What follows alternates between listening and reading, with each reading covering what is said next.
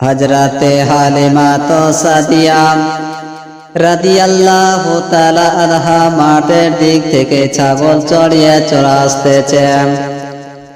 আরে এমন এক টাইমে তাইফ নগরের মহিলাগুলো মক্কা নগরের দিকে রওনা হতেছিলেন। হযরতে হালিমা তো সাদিয়া রাদিয়াল্লাহু তাআলা আনহা বলতেছিলেন, ও তাইফ নগরের বাসীরা, তোমরা এখন ঘোড়া নিয়ে তোমরা উট নিয়ে তোমরা কোথায় যাচ্ছ বলো বলো। তখন ওই কাফিলারা বলতেছিল, ও হালিমা, আমরা এখন ওই মক্কা নগর রওনা হতেছি আমরা বাচ্চা আনার জন্য।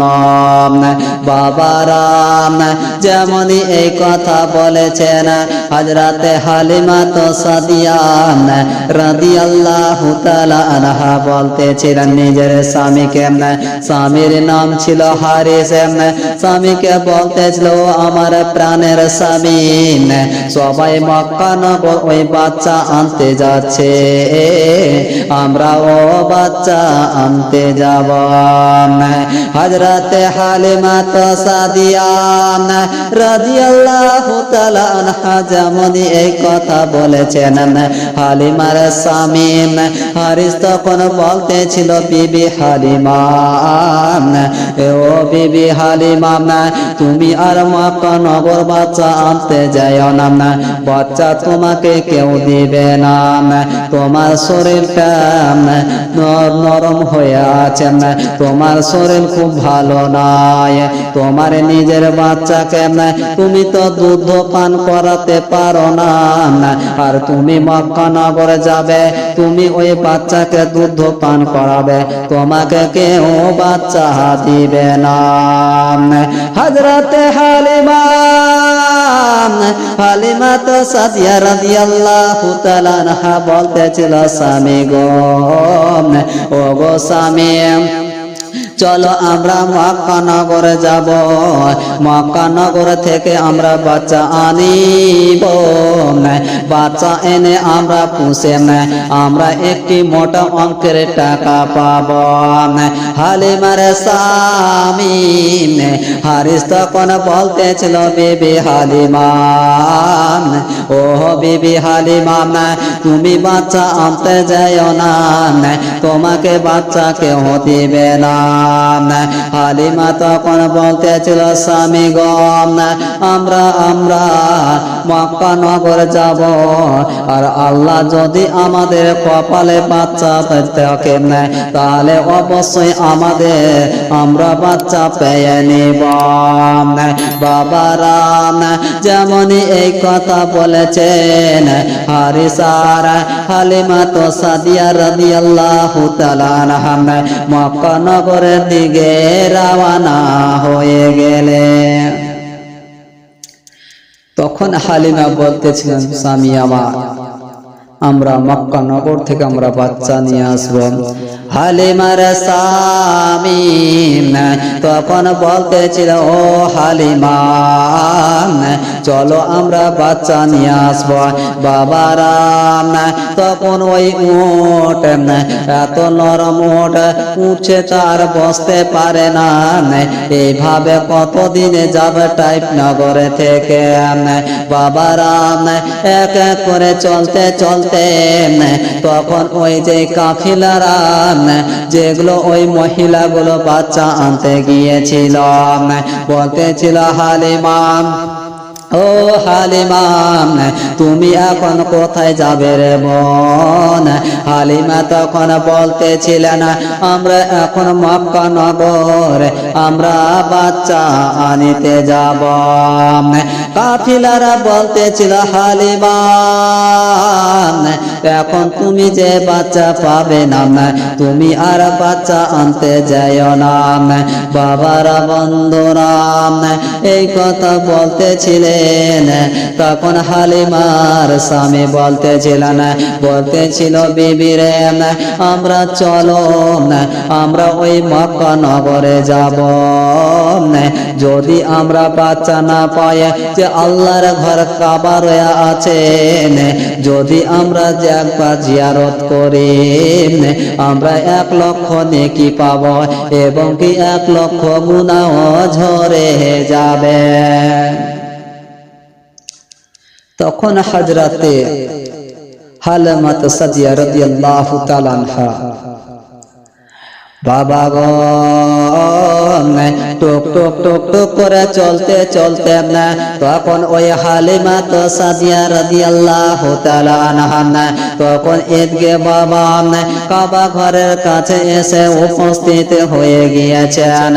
যেমনই উপস্থিত হয়েছেন হযরতে হালিমা সাদিয়া রাদিয়াল্লাহু তাআলা আনহা তখন আল্লাহর কাছে দোয়া করতেছে, আল্লাহ আমি অনেক দূর থেকে এসেছি আল্লাহ, আমি এখানে বাচ্চা পাইনি আল্লাহ। এইভাবে হযরতে হালিমা সাদিয়া রাদিয়াল্লাহু তাআলা আনহা এইভাবে দোয়া করতেছিলেন। আর আওয়াজ খানা ওই হযরতে আব্দুল মুত্তালিবের কাছে গিয়ে পৌঁছে গিয়েছে। আব্দুল মুত্তালিব তখন যে বলছে এমন কোন মহিলা আছে যে এখানে কান্না করতেছে, দেখি আমি বাইরে যে হযরতে হালিমা সাদিয়া রাদিয়াল্লাহু তাআলা আনহা কান্না করতেছিলেন। আর আব্দুল মুত্তালিব এসে তখন উপস্থিত হয়েছেন। উপস্থিত হয়ে তখন বলতেছিল, মারে তুমি এখানে কিসের জন্য কান্না করছো না? তখন বলতেছিল আমি এই জায়গাতে আমি কান্না করতেছি, আমি অনেক দূর থেকে এসেছি, আমি টাইপ নগর থেকে এসেছি, আমি বাচ্চা আনার জন্য। আর মক্কা নগরে আমি বাচ্চা পাই না। আব্দুল মুত্তালিব তখন বলতেছিল, হালিমা তোমাকে টেনশন করতে হবে না, তুমি বাচ্চা পেয়ে যাবে, কিন্তু রে ওই বাচ্চার কিন্তু আব্বা জান বেঁচে নাই। যেমনই এই কথা বলেছে যে বাচ্চার আব্বা জান বেঁচে নাই, আব্দুল মুত্তালিব তখনই বলতেছেন, হালিমা তোমাকে টেনশন করতে হবে না, ওই বাচ্চার তরফ থেকে আমি তোমাকে বেশি অঙ্কের মজুরি দিয়ে দিব, বেশি অঙ্কের তোমাকে তুমি বড় করবে না, তুমি পুষে বড় করবে, আমি তোমাকে টাকা দিয়ে দিব। বাবারা যেমন এই কথা বলেছেন তখন বলতেছিল, যাও তুমি আমেনার বাড়িতে যাওয়া, আমেনার বাড়ি থেকে তুমি ওই জায়গাতে বাচ্চা নিয়ে যাবে। হযরতে হালিমা সাদিয়া রাদিয়াল্লাহু তাআলা আনহা আমেনার নিকটে গিয়ে পৌঁছে গিয়েছেন। বলতেছিলেন, আমেনার দরওয়াজাতে যে আওয়াজ দিতেছেন, আমেনা বের হয়ে আসলেন। আসার পরবর্তীতে হালিমা সাদিয়া রাদিয়াল্লাহু তাআলা আনহা তখনই ওই জায়গাতে হযরতে হালিমা আমেনাকে সালাম দিলেন। হযরতে হালিমা সাদিয়া এইভাবে সালাম দিলেন, আমেনা উত্তর দিলেন। উত্তর দেওয়ার পরবর্তীতে আমেনা তখন বলতেছিল, তোমার নাম কি, কোথায় থেকে এসেছ? হালিমা বলতেছিল, ও বোন আমেনা, আমি ওই টাইপ নগর থেকে আমি এসেছি, আমার নাম হচ্ছে হালিমা। যেমনই এই কথা বলে দিল, তখনই উনার সঙ্গে একটি পুরুষ রয়ে আছে না।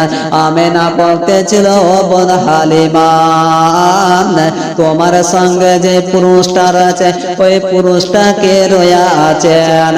হালিমা তো সাদিয়া রাদিয়াল্লাহু তাআলা আনহা তখন বলতেছিল, বোন আমেনা, ও বোন আমেনা শুনো গো, এটা অন্য কোন পুরুষ নয়, আমার সঙ্গের সাথী, আমার স্বামী। বাবারা যেমনই এই কথা শুনেছেন, আমেনার দিলখানা ফেটে যাচ্ছে রে বাবা। তখন আমেনা কান্না করতেছিলেন। আমেনা তখন যেমনই কান্না করতেছিলেন, হালিমা তো সাদিয়া রাদিয়াল্লাহু তাআলা আনহা তখন বলতেছিল, বোন আমেনা, ওরে বোন আমেনা, তুমি কিসের জন্য কান্না করছো? বলতেছিল, বোন হালিমা, যদি আমার স্বামী যদি জগতে বেঁচে থাকতো, আমার সন্তানকে কতজন কোণে নিল, আবার ফিরিয়ে দিয়ে চলে গেল, এতিম বলে ফিরিয়ে দিয়ে চলে গিয়েছেন। তখন হালিমা তো সাদিয়া রাদিয়াল্লাহু তাআলা আনহা তখন বলতেছিল, আমেনা, তোমার সন্তানকে আমাকে একটু কোলে দাও। আমেনা তখনই বলতেছিল, হালিমা, দেখো ওই জায়গাতে রেশমি রুমালে ওই জায়গাতে ওখানে ঢাকা রয়েছে, তুমি ওই জায়গা থেকে নিয়ে নাও।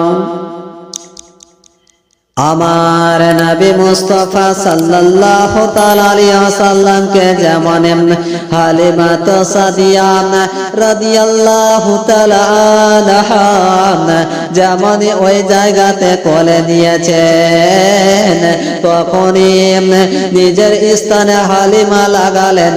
আমার নবী মুস্তাফা দুধ পান করিলেন, আবার অপরটাতে ওই লাগাতে যাবে। হযরত আমার নবী মুস্তাফা তখন ওই দুধটা পান করলেন না, মুখ টেনে নিলেন। এই জন্য আমার নবী দুধ পান করেনি।